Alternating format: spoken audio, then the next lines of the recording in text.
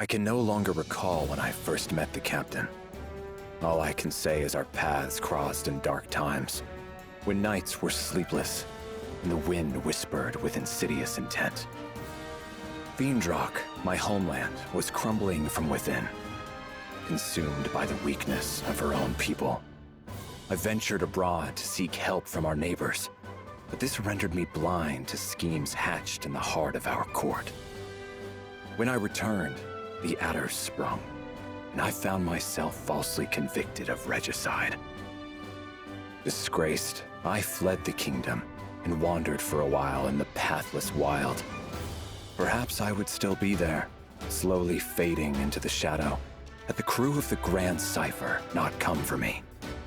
The captain never once doubted my innocence, led me back to Fiendrock, and cleared my name. My honor was restored. Thus concluded the greater part of my tale, but the Grand Cipher's myth was just beginning. I joined the crew to see this story unfurl. Our journey, like all great journeys, has passed through both sorrow and joy. We have traversed the wilds, crossed kingdoms forgotten, and met all sorts of folk. I've always found the meeting of people to be miraculous. Throughout the course of history and on into the future, there have been and will be at least as many people as stars in the sky. For any two souls to come together is as wondrous as looking up into the night and seeing your image set against the velvet and winking lights. Do not know if it was fate that brought me and the captain together, but I do know I will never meet such a person again. I intend to sail with the crew to whatever end, even to the bottom of the skies.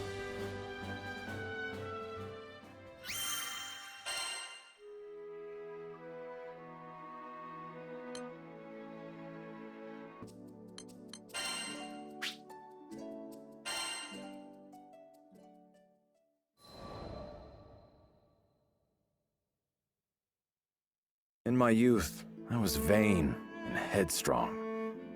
I shunned the company of others, hurting all who came near me.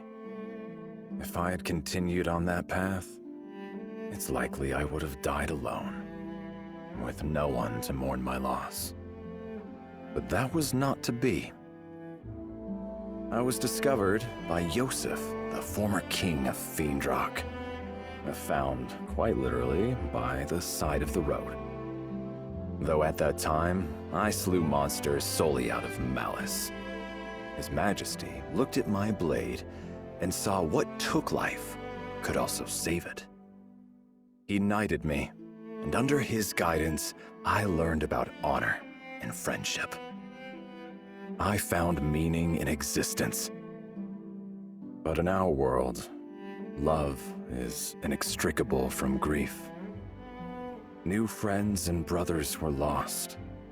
People that I trusted turned upon me. Loyalty had imbued me with pride. But now, it taught me desperation. Once, this desperation drove me to drink the blood of a dragon. This isn't to say that I regret becoming a knight. Lancelot, Vayne, Percival, the friendship of those three alone is worth any price. I learned the greatest lesson of all from them, that no matter how much is lost, we may always find hope in younger generations. They are what we must fight to defend. They are our purpose. To think all this was set into motion by a single meeting on the side of the road. As I grow older, it becomes clearer how much I owe to King Yosef. But I shall never be able to thank him in person again. That is why I swore to repay him in the only way I know how, by dedicating what is left of my life to the future of his country.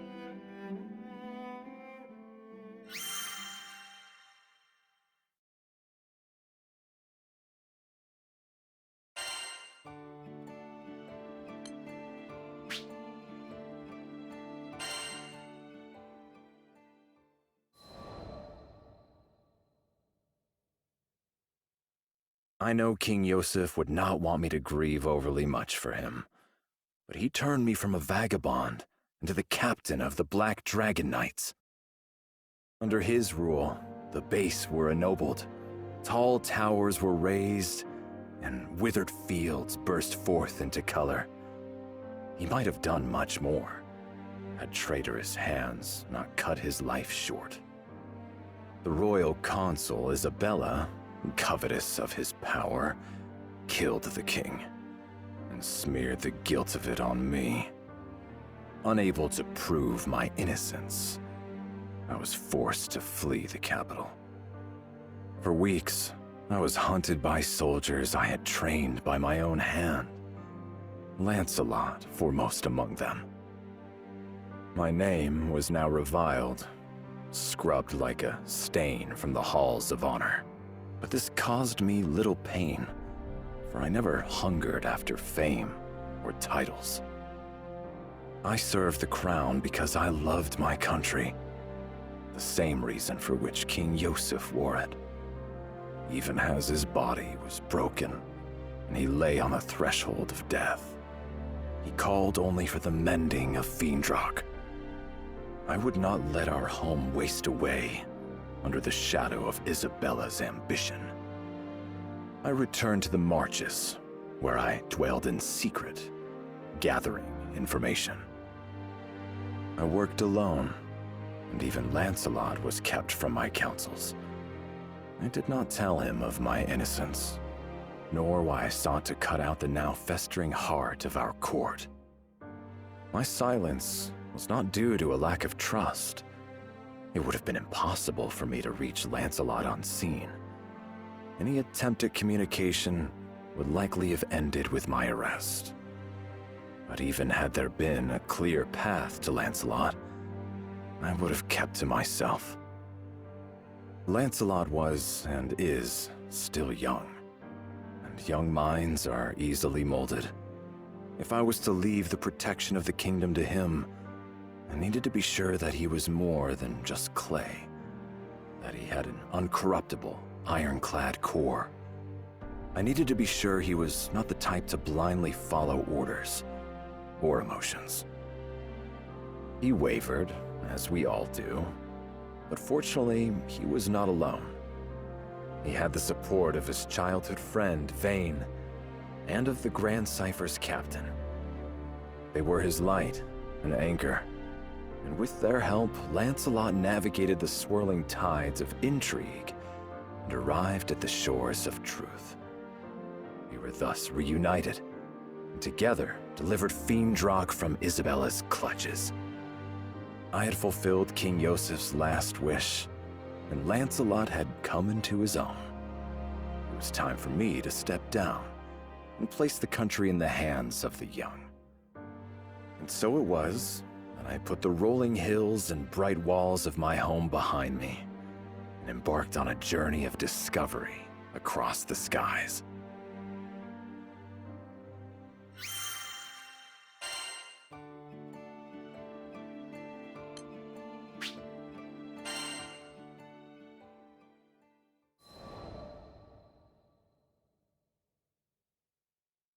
Zega Grande, another new skydom where the clouds hid unfamiliar tales. My travels aboard the Grand Cypher have taken me to many far-flung places, where I have found that there is yet enchantment in this world. I've sought after magical seashells with the power to heal kingdoms. I've crossed blades with legendary warriors, and I've heard strains of alien music, which, though strange to my ears, still spoke to my heart. But no matter how far I roam, my thoughts are constantly with the country King Yosef left in my keeping. When we alight in a foreign land, I find myself drawn not to gardens or taverns, but to places of law and order. I am ever seeking new allies for Fiendrock, and rooting out her enemies. It must seem like I have a mind of cold iron and steel, driven by thoughts of politics and war. And I have no excuse, except to say, once a night, always a night. Zega Grande had almost fallen under the sway of Avia. Now, as its people rebuilt, I desired to learn whether their fortresses were stronger, and whether any dark shadows still haunted their streets.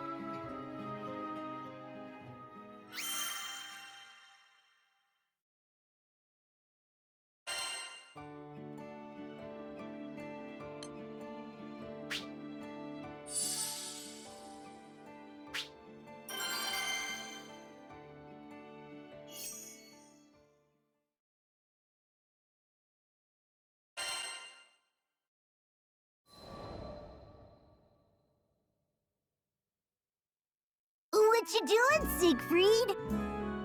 Vern appeared at my shoulder one day as I was walking through Seed Hollow. I'm gathering intelligence. The dragon wrinkled his snout. Man, you're a workaholic. He wasn't incorrect. I did want to lay aside responsibility and stroll unburdened in the sun, but I couldn't rest easily when duty called. Hey, what have I helped? 2 weeks are better than none. Vern was indeed light and fast, but I found it easier to scout alone. Ugh, come on. I know how to handle myself. You certainly do. If anything, I felt that the captain, Lyria, and Vern were strong beyond their years. That they had been forced to grow up too fast. All right, Vern, be my guest. Finally, something to do. Agent Vern is on the job. Vern twirled deftly in the air. So, what exactly is the job? What kind of intelligence you looking for? It's a little abstract. I would like to learn about the values of this country. Why it was founded, for example, or what would cause its people to go to war. For nations with similar values are often quick allies, but nations with conflicting values find themselves enemies. Yeah, I'm totally following. Take Fiendrock, for example. Our king and people stand for fellowship and peace. If we were to find out that the leaders of Seed Hollow, on the other hand, favored conquest and power, then we might expect trouble. What, kind of trouble are we talking here? Don't worry. I gave Vern what I hoped was a reassuring smile. I am not here to conduct a coup. I only seek information to bring back to Fiendrock, which may help in matters of diplomacy. Diplomacy? Well, that's way above my pay grade. Aw, dude, I think something just happened over by the gate. I see a bunch of soldiers running that way.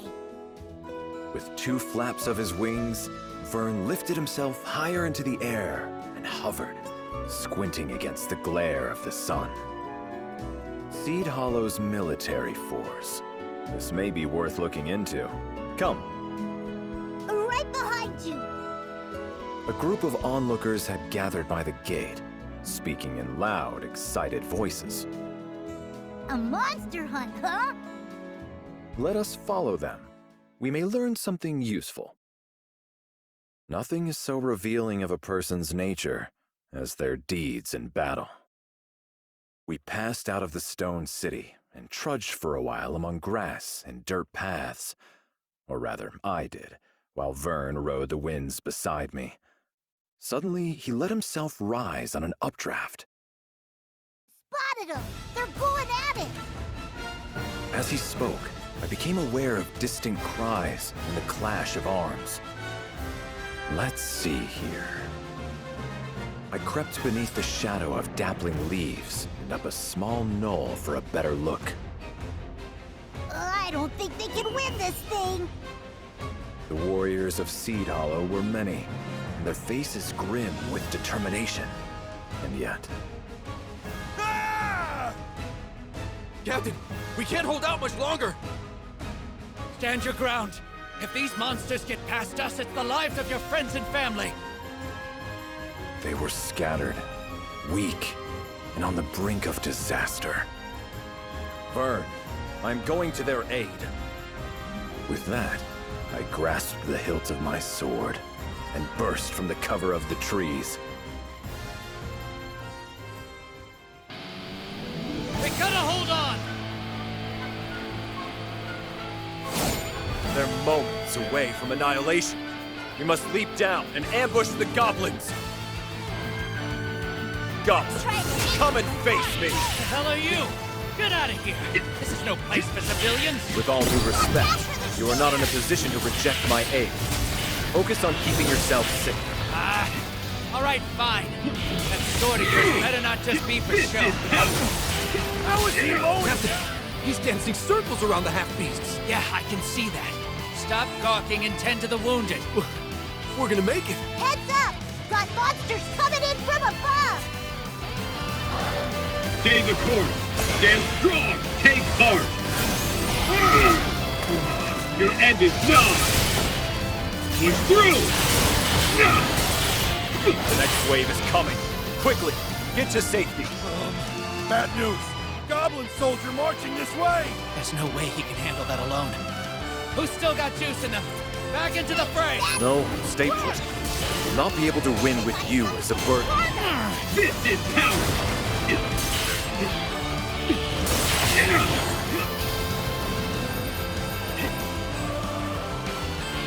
Push through.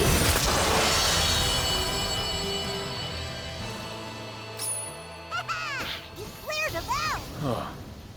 You are all safe now. I can't believe my eyes. Is that guy really human? We could have handled them alone. You know we could have. Think of how hard we've trained.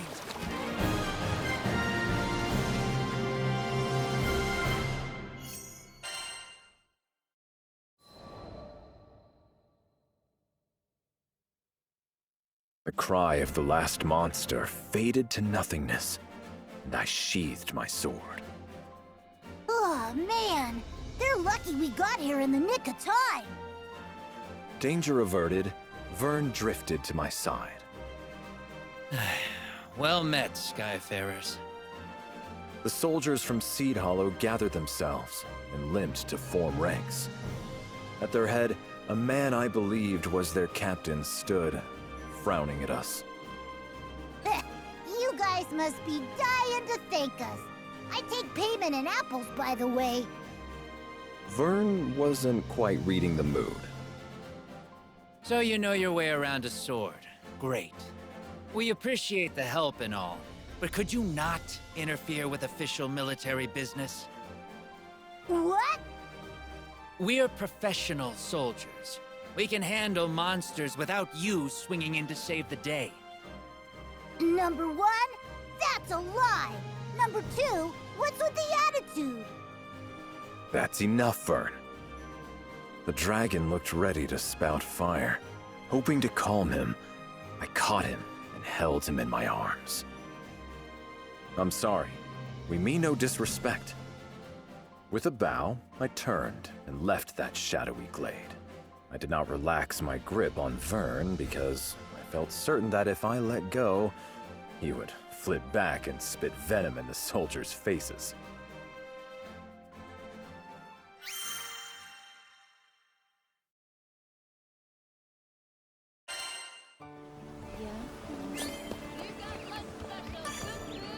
Hello there.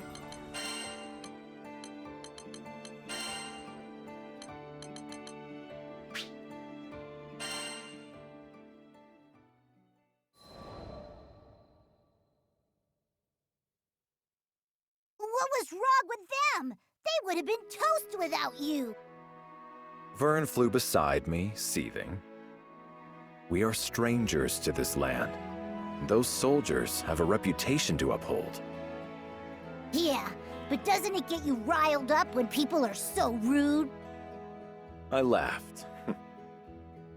If rudeness were the worst foe we ever faced, we'd be lucky warriors indeed. In truth, I empathize with them. It is the duty of a soldier to fight. Incompetence on the battlefield was a matter of great shame. My unwanted assistance was salt in the wound. I guess I could see that, but still. Listen, no one was badly hurt. That is all that matters. I had trained many knights in my day. They had gone through their growing pains, and tasting defeat and humiliation. Yes, failure is bitter, but it is nourishment. And thus the knights learned and grew, each and every one of them, into powerful warriors. When it came to the finer points of warfare, the forces of Seed Hollow were clumsy at best. But their sense of duty was unparalleled.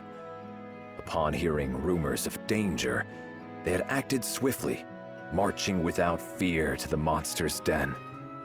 And though they had been forced to the very cusp of annihilation, not a soldier had wavered or fled. Now, they too had drunk deeply of the medicine of defeat. I believe it would course through them like fire and bring them newfound strength. The forces of Seed Hollow were capable of much, much more.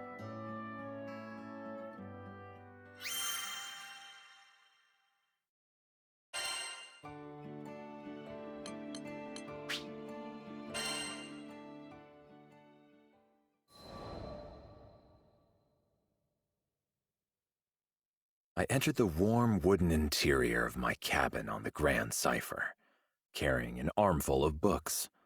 I laid them on the desk, drew out a chair, and took a short trip through Seed Hollow's history.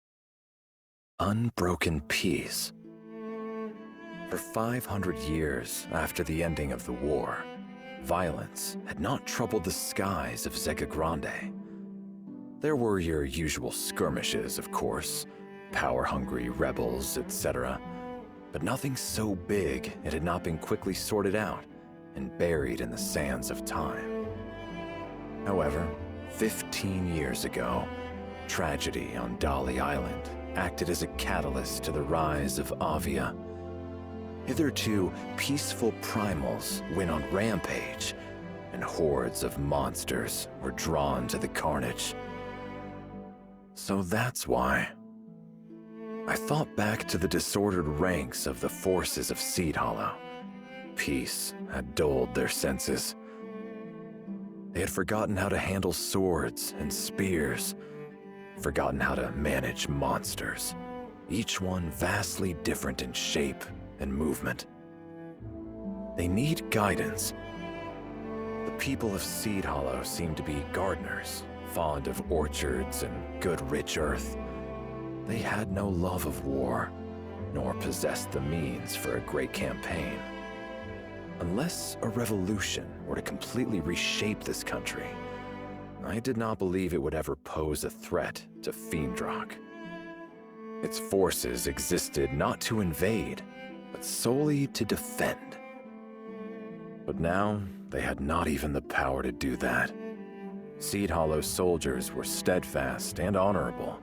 I had seen that, but they no longer knew how to protect their land. I had come to admire the delicate flowers and many bowed trees that flourished in this clime, and did not wish to see them trampled under a monster's claw or an invader's boot. I could offer Seed Hollow's forces counsel, but I would have to tread carefully. After all, I was a foreigner, and a former captain of knights. One misstep, and I could forever sour the relations between Seed Hollow and Fiendrock. I will have to be discreet. I threw on my traveling cloak and arranged my pouch. Hearing no footfalls outside my room, I slipped through the door and padded softly down the corridor. Oh, hey, Siegfried! You heading out? Vern spotted me on the deck of the Grand Cipher. So much for stealing off unnoticed. I'm going for a walk. On your tiptoes? No way, man! I bet you're going on another one of your secret missions. Though small, Vern had inherited the legendary wisdom of the dragons. Guilty as charged. But the fewer people who know about it, the better. Can you keep this from the others? Come on, Siegfried. We all know you won't yak for truth and honor and justice and all that. If you're gonna disappear, you should at least tell your captain. My butt'll understand. I could find no objection. It seemed that all the adventures Vern had been on, all the grand and wondrous things he'd seen, had sharpened his insight. Yes, of course. You're right. I followed Vern to the captain's cabin. I have come to ask for permission to leave on a private mission.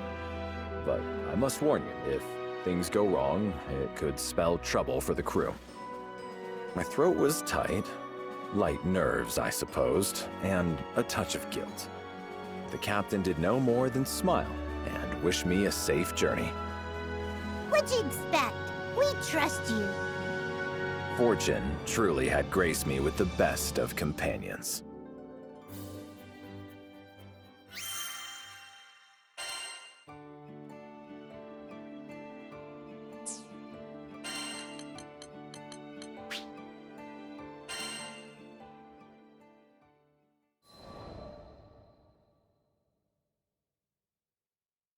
I strode through the gates of Seed Hollow. So, what you gonna do here? With a dragon on my tail. I would like to ask you the same question. Why did you follow me? Curiosity. What's a cool knight like you always doing when he leaves the Grand Cipher? Oh, curiosity killed the lizard. But no matter. Vern and the captain had offered me their complete trust, so I could do the same in return. Besides, if anything were to happen, I'd be there to protect him. You're welcome to stay, but I am only visiting Seed Hollow's forces again to offer help if I may. Nothing of interest. Sounds like something my bud would do. But I thought you were gonna leave them alone, to help them save face or whatever. I was, but I realized that, in the end, the safety of the people is too heavy a price to pay for pride. That's fair. No offense though, Siegfried. Your way with words is a little, special. So I'll just come along and do the talking. 20 minutes later, Vern and I were in the heart of Seed Hollow, watching its soldiers scurry about like mice. 500 years of peace has truly taken its toll. Seed Hollow's forces had become only an army in name. In truth, the military affairs of the country were run by Zothba, a civilian and information broker. Everyone took orders from him. Dispatch from Zothba. We got a lost child on our hands. Everyone, split up and search for the mother. Yes, sir! Man, you ever just get lost and have a whole army look for your mom? Vern hovered by the branches of a tall oak, surveying the commotion with shining eyes. It is important to serve your people in times of concord as in times of strife, but I fear they have lost sight of their true duty. There is a saying, it is better to be a warrior in a garden than a gardener in a war. Peace should never so lull a nation that its defenses are abandoned and its soldiers turned into clerks and errand boys. Captain, new orders just came in. We're being sent to clear a horde of goblins camped right outside the city. Now these errand boys faced hordes of monsters who had been roused by Avia's machinations. 500 years of stillness, nature, and peace gone. All at the whim of a madwoman. You hear that, troops? Prepare for battle! Drive those goblins away from our homes! Yes, sir! They sure got bark. Problem is, they ain't got bite. Are you worried about them? Aren't you? You saw them get their butts kicked into the next Skydom just a few days ago. I did, but failure is the mother of success. I readjusted my gauntlet and shifted my sword on my back. This is a chance for them to grow, I'll make sure of it.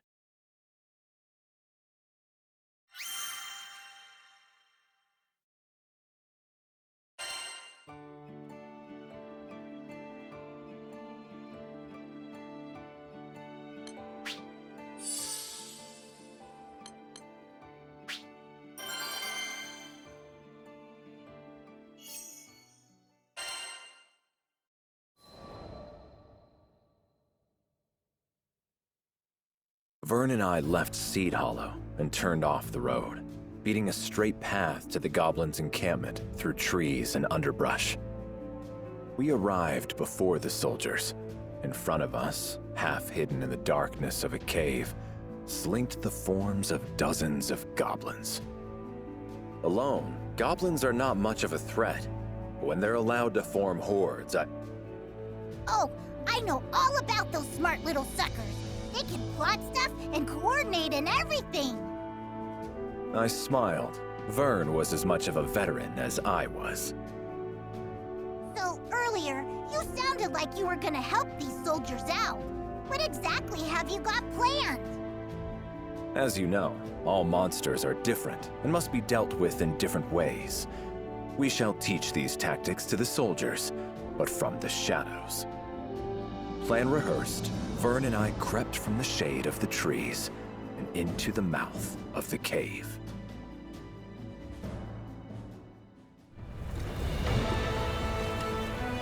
Ready? Our mission awaits. We've got to break their formations. First, let's go for a frontal assault on the sentries. The army from Seed Hollow will be here any minute now! We made it! Looks like the soldiers are still prepping for the fight. Perfect. That gives us just enough time to thin down their main ranks. More gobbles! Man, there's a lot of them! Well, let's fix that, shall we?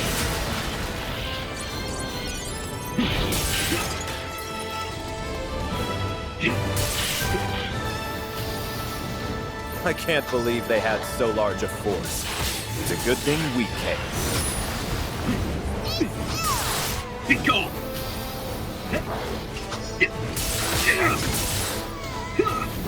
Reinforcements! Enough! You got this, Siegfried! We're not feeling our hit! Bear with Crap! It makes voice... Ugh. Did you get lost or something? The enemy's that way!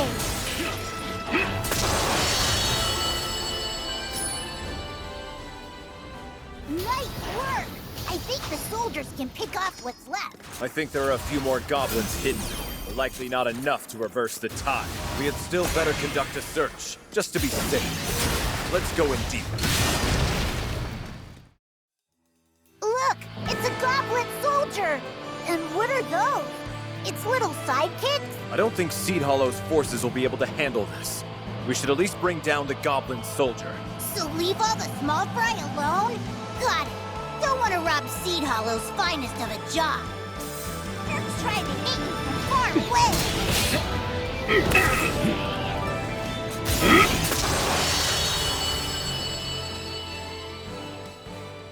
Well, I think we're done here. The army from Seed Hollow should be capable of handling the rest. All right, let's head deeper in. Stay together and stay focused. Aw, snap! Seems like they caught up. Let's hide!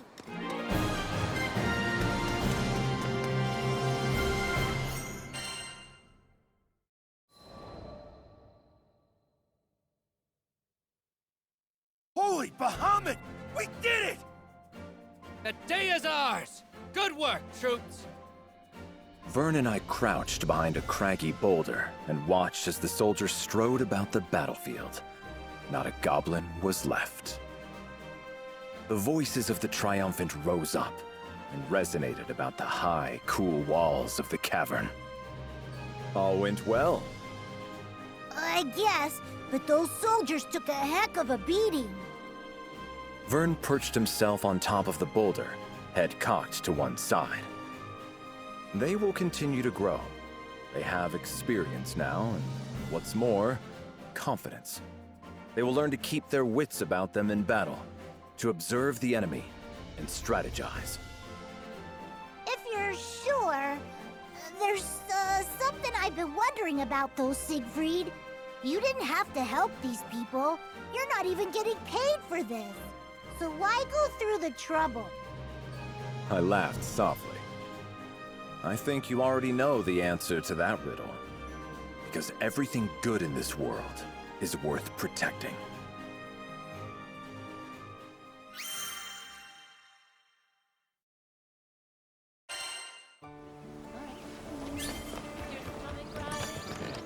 Yes, can I help you?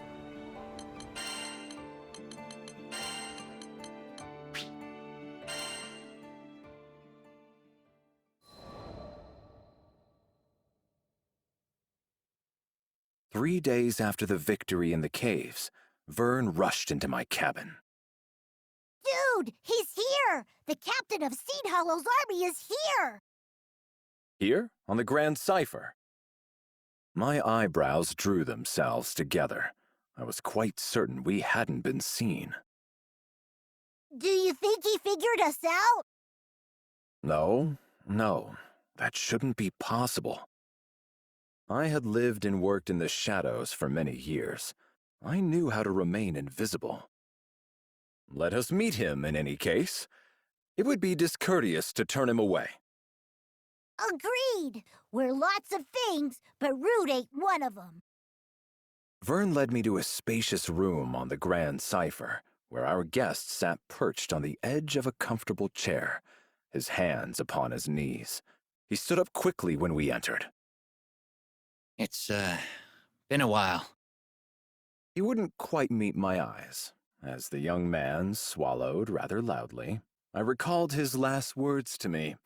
We can handle monsters without you swinging in to save the day. It has. I still regret my actions in the forest. Is that what you've come to talk about? No! He shook his head vigorously. I'm here to thank you. You saved my life, and the lives of my comrades. So, our presence had been noticed. I swept my cloak back in a deep bow. I apologize for interfering yet again. Oh, no, please, stop with the apologies. You're just making me feel worse. Listen. He explained. 3 days ago, Seed Hollow's army had been called upon to drive back a horde of goblins. He had marched his company there with a heavy heart, expecting great losses. But to his surprise, when they emerged from the goblin den, they were not missing even a single soldier.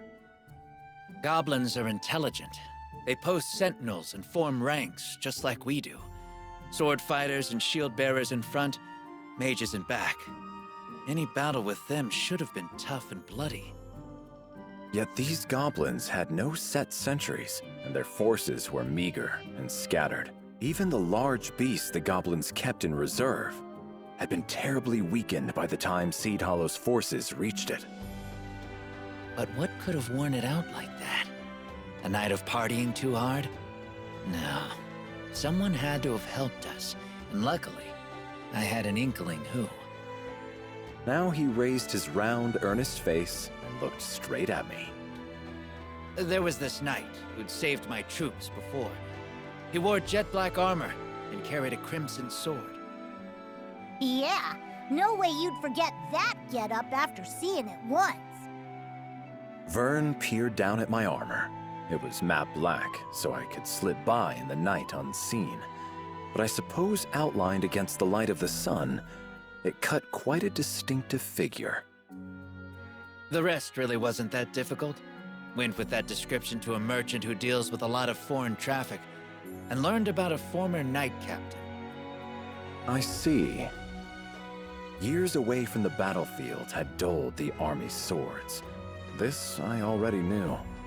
But now I realize it had allowed them to build rapport with their people, winning them trusted eyes and ears throughout their country. If anyone should be apologizing, it's me. Before I could stop him, he went down on one knee. That day in the forest, I was frustrated and ashamed by the weakness of my troops. So I took it out on you. I'm sorry. You saved my soldiers not only once, but twice. And the second time around, you even made sure we learned from the experience. I really don't know how to make it up to you. Vern and I looked at each other, surprised by the sincerity in his voice. Your kind words are more than enough, and your forgiveness. The young man opened his mouth, but I shook my head. Whatever the circumstances, I still trampled your pride underfoot. What's pride when compared to life? To speak the truth, I thought Seed Hollow's forces poorly trained and disorganized, from an outsider's perspective at least. By placing a hand beneath the man's elbow, I silently bid him rise. But I see now that you have strength and wisdom that was hidden to me. With you in command, I have no doubt your company will go on to accomplish great things. That means a lot, coming from you. He smiled, the tension melting from his frame. But the fact remains that I let my soldiers get out of practice. You've helped me realize a lot these past few days, and I promise we'll train harder than ever, make up for lost time, and become the defenders this country deserves. Good. Never stop believing in yourselves. Seed Hollow, a land of gardeners who derive joy from the bounty of flora and the simplicity of peace. Though they were no longer the mightiest of warriors, they were by no means weak. No more than the wildflower, who holds aloft its petals in dry soil and through battering storms.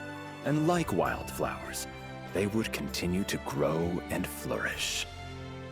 Though Seed Hollow is a small country now, perhaps in time, it will rise to become a mighty nation.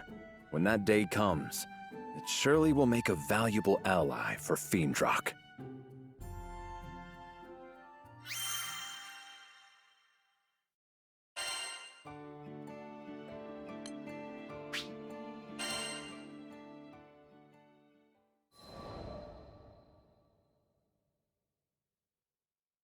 Hey, is it just me, or have we been getting less monster hunting missions recently?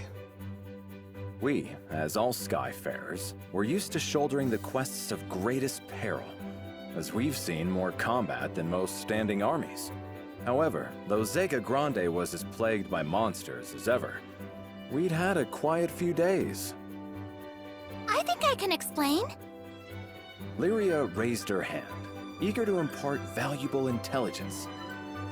Apparently, Seed Hollow's soldiers have been super on top of things lately. A monster appears, and before the Crew Alliance can even draft up a mission, they get in there and solve the problem. Good for them, but less work for us means less jingle in our pockets. Vern drifted to me from across the room, and positioning his snout by my ear, spoke in a whisper. Guess they really got their act together, huh? It would certainly seem so. I looked up at my small comrade in training. We exchanged a secret smile. Well done, troops. Well done.